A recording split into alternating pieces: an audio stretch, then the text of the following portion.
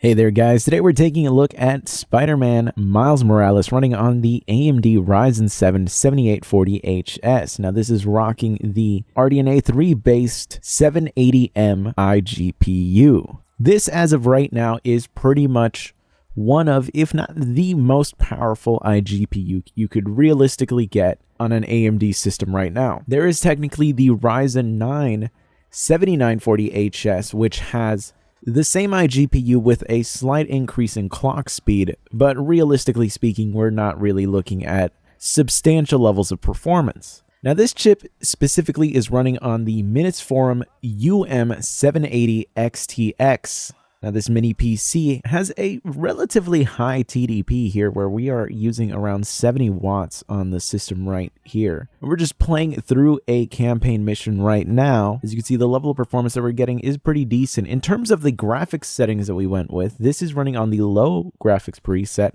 It is not the lowest that you can set it to. There is a very low graphics preset, but I was able to just use low. And we are using FSR as well here. We're using FSR at the performance preset. Now, FSR is a very controversial feature for a lot of people. A lot of people really don't seem to like what it does to the visuals, and I can definitely understand it because at these lower settings, there is a impact that it has into the overall sharpness of the image. Things just lose a lot of detail, especially in the edges of more defined aspects. As you can see in Miles's hair, and really in the hair of most other characters, there is noticeable artifacting that happens due to the fact that the reconstruction from FSR at such a low setting as performance is losing a lot of detail. In general, though, the level of performance that we actually end up getting out of this is really nice, and you're able to essentially get the gaming experience that you would expect out of a console, or at least the consoles that were out when this game first released. Because of the fact that we don't need to go with the most aggressive visual